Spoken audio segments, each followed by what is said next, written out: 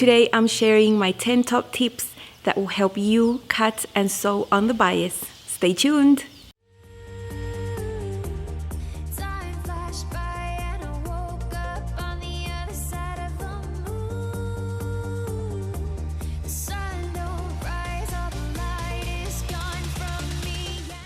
Hi sewing friends, I'm Karina. This is Lifting Pins and Needles, a channel all about sewing, limitless sewing.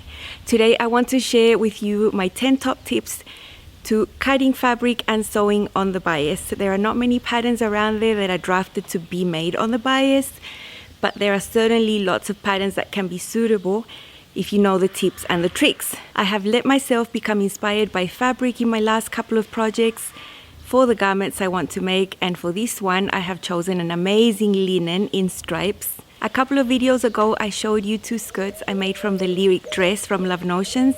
If you don't know what I'm talking about, the Lyric dress is an amazing dress. I've got it on right now so you can see. It's got a V-neck line, super modest. There are many sleeve options. I chose the sleeveless view, and there are side bust darts here and waist darts, and then a bodice, and then this skirt. So this is the skirt I have been using to make my skirts, you know, those pattern pieces. Very simple, and it's got amazing results. You've already seen the 2 skirts I've made. I wanted to take this dress pattern and take it even further with making a bias cut skirt from the skirt pieces, and that's what I've done. Let's hop into the tips. Number 1, choose a simple garment. You don't want to be playing on the bias with designs that have a lot of darts and a lot of seam lines. You want to keep it simple, and this is why this skirt is perfect. Just side seams and a back center seam, very simple. Number 2, choose light to medium weight wovens to work with as your first projects to be cut on the bias. Cotton, linen, chambray are good examples of fabrics that are easy to work with when cut on the bias. They're not as delicate.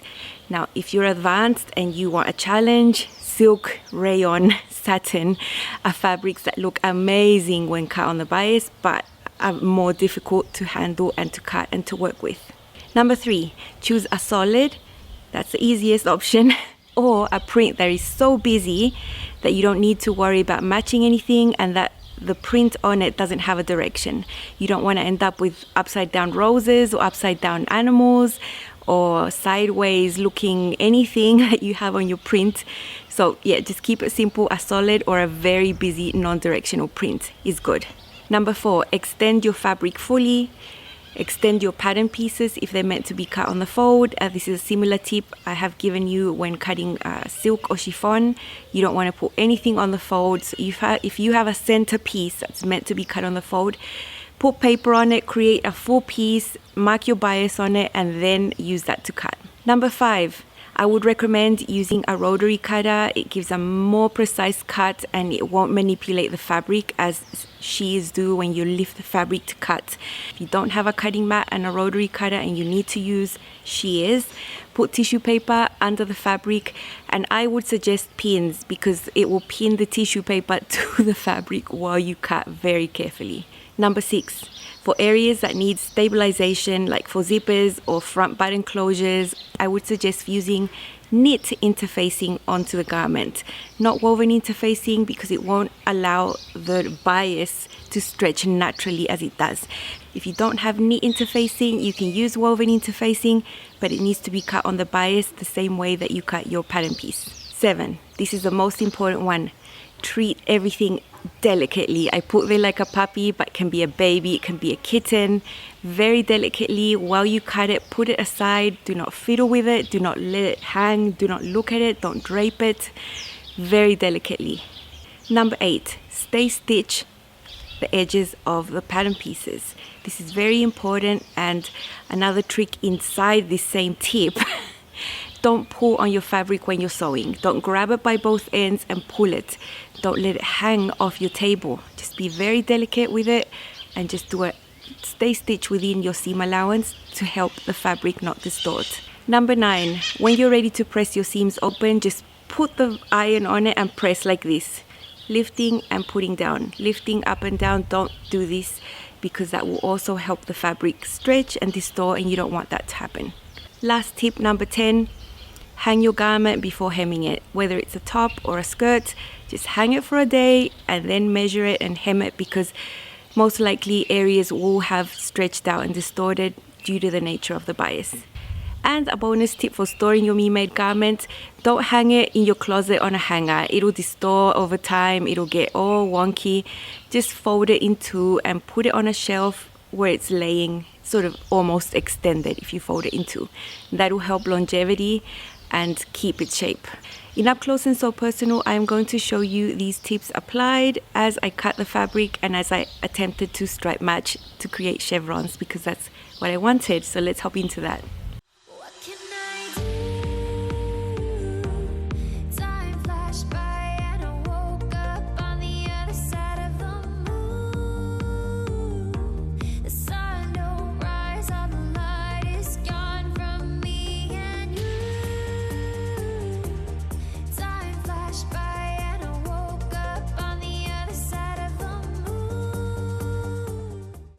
Any cutting mat on one of the corners will have the bias marks. So bias are 45-degree angles in relation to the grain line or the cross grain. So any of the vertical or horizontal stripes here, when they intersect with the bias, forms a 45-degree angle. So let's take that one there. There's a 45-degree angle there. Anyway, so I'm going to make both of these marks on my pattern piece because I'm going to play with stripes.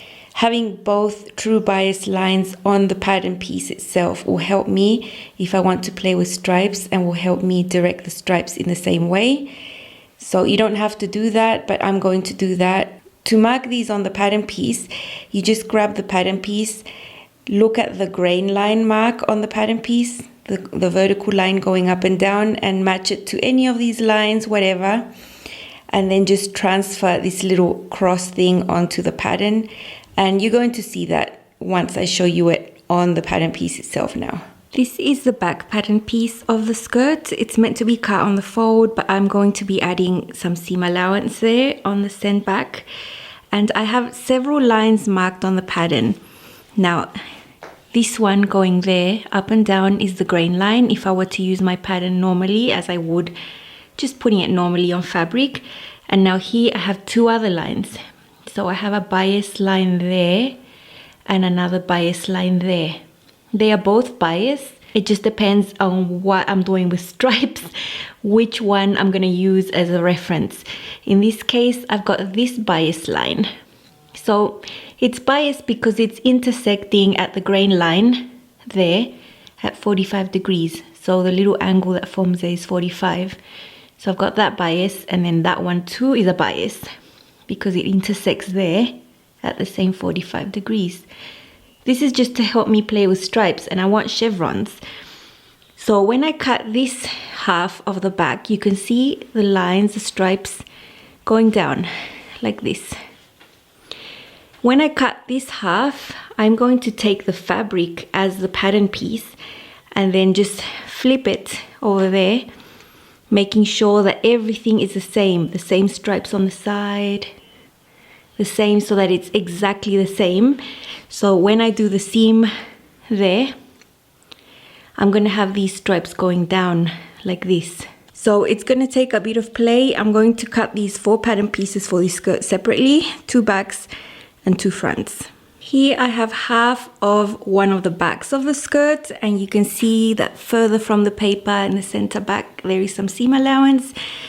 So I'm going to remove this tissue paper and then use this as the pattern piece, and the other side of the skirt will have the stripes going like that. You can see the wrong side of the first half of the back that I've cut facing up. So that's that like white area, but you can see the print of the linen through it, like, you know, behind it. So I've placed it on top of this other corner of the fabric. So my fabric is fully extended. I'm doing it on the floor because it's only big space. I can do things like that. My back is killing me, but so you can see that everything matches. So that white line there, the pink, the blue, I've managed to put it right on top of the same lines. So when I cut carefully around this, I'm going to have 2 back pattern pieces that are exact. When I sew the center back seam and open it, I will have the chevron effect I like. I've carefully just flipped one side to pretend that there's a seam there, but actually there's no seam yet. But once I've sewn that center back, this is how it's going to look. I think it looks really cool with the pink reaching there. I am unfortunately going to lose a bit of the point of the pink when I put on the waistband. I didn't consider that. It's just something I've noticed now, but otherwise I'm really happy with this. So I want these sides to match the front sides as well. So I have to take in consideration what this looks like to compare it to the front when I place the rest on all this rest of linen there. The cutting of the pieces might take me a while, but it's going to be an easy sew once I'm all ready. And these need to be handled with care. I'm carefully going to place these somewhere. I'm not going to touch them. Everything's on the bias here, so it can be really delicate. I've carefully placed both my back pieces on top of the front pattern piece. Now it's very similar. The front piece is only a little bit wider because you need to have a bit that you fold back for the button band. But basically the same shape on the side sort of thing. So I've got that, and I'm using this so that the sides are going to match. This is the side seam there. So I want that to be the same. So when I open and sew that seam, we're going to have different chevrons on the side. These chevrons are going to be going down like a V, and these ones are going to be going up, the ones that meet in the middle. So once I cut the first front, then I'm going to use that one to cut the other side, a mirror image. So I have pressed in the 3 centimeters that is going to be for doing your buttonholes and button. I have interfaced a larger area than just this area, so I cut a 3-inch strip of the length of the skirt and fused that on there, folded it back. And now if I place these two together, meeting the folds, the chevrons match, right? But this is not how the skirt goes because there is an overlap there. So that inch of overlap makes the chevrons go wonky, really wonky.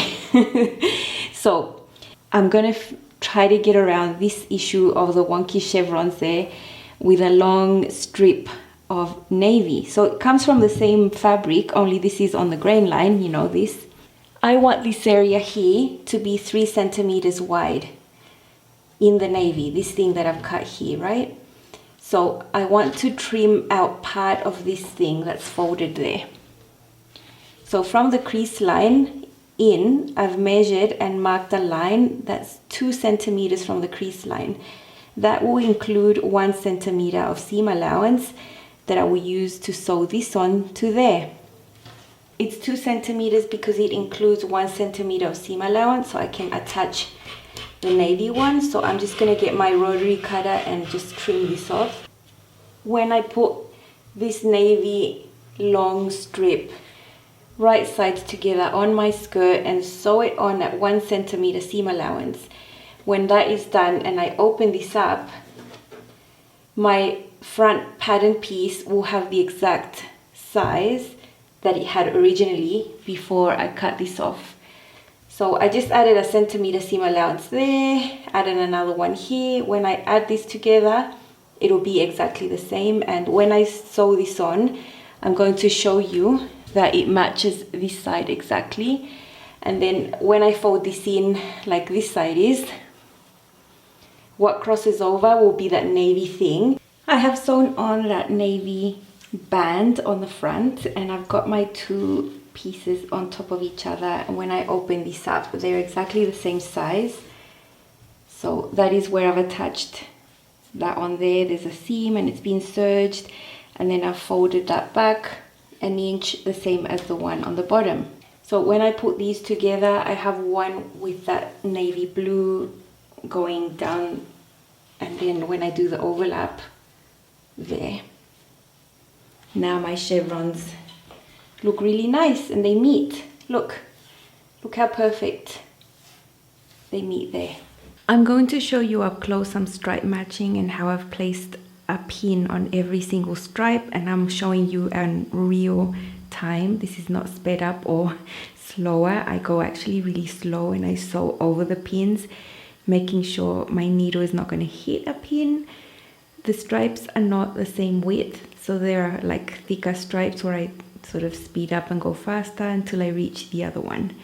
Here is an up close footage. I am using a 1 centimeter seam allowance or 3/8 of an inch. You can see how the fabric is guided on the metal plate underneath. And that is the way I did the seam. Not many seams on the skirt. I serged them before sewing. And you can see the seam there where the pins are still there. I matched that intersection of the stripe to the other side so that they're at the same place.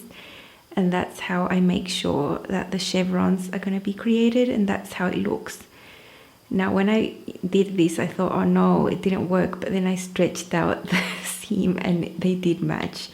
You know, maybe one is a millimeter off here and there, but it's pretty good. After the cutting out process, it was very easy to sew, just side seams, a back seam to match the chevrons. And you see I created chevrons on the side, and that's why I took extra care to have all the stripes match. Now, you don't need to do that if you're choosing a solid or a busy print. This is just an extra step I went to create these effects. The waistband is not cut on the bias, as you can see, and I did play with stripes. So on the front I have horizontal stripe, and on the back it looks like that. I just wanted to play. I mean, not that everyone ever sees my waistband because I rarely tuck anything in. On the inside, you can see I've pressed my seams open everywhere, and my 40 bit there for the button band has been bound with satin bias binding, and the hem has been done with bias tape also. I like this finish. It's my favorite way to do a hem on a bias garment, especially on a skirt. Here you can see my skirt on. I'm showing you the waistband there, how the chevrons look on the side and on the back. The waistband there reaches my natural waist. I think the fit and the flow of this skirt is marvelous. Apart from the visual impact of the skirt, it is just gorgeous. I can pair this with any color on top, you know, blue, navy, pink. I put the wooden brown buttons I've been showing you all the time there, and it's just a skirt to love. I am very excited to have this in my wardrobe now.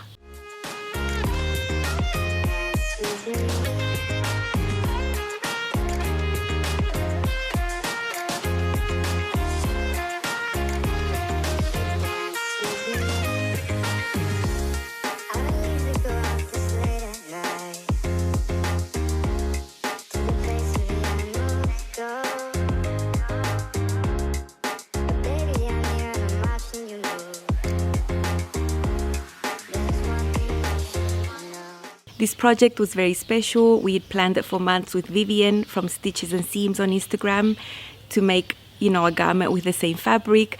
I bought this fabric a few months ago and I showed her, like, on our WhatsApp chats, look at this fabric, and she really loved it. So I sent her the fabric, and then I went back to the shop and I was very fortunate to grab 1.5 meters that they had left. And that is how I was able to make this. On Instagram, there's a fun thing going on called sew twinning. It was started and made fun and popular by a few ladies on Instagram, and I will name them here: Island Socialist, The Ravel Out, Raven Marine, and Brittany J. Jones. I will put all the information down below. You basically just get together with a friend that you've got the same fabric, and you make whatever garment you want. It's always going to be different, just in the same fabric, and use the hashtag sew twinning. So it's really fun. If you look at that hashtag, you see the pairs of items, and I'll put a picture here of mine next to Vivian's. She made a top.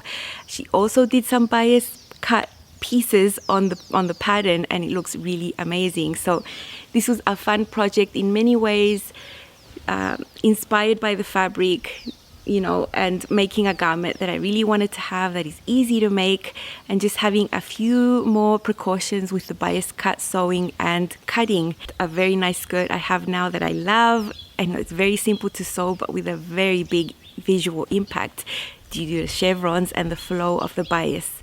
Today is the last day of the site-wide sale at Love Notions for the back to school sale, 25% off. So if you still haven't got your favorite patterns, you might want to. Today until midnight is the last day. My affiliate link is down below in the description box. If you are enjoying the content of this channel, please consider subscribing, tapping on that bell so you get notified when I upload a video and you never miss a sewing tip.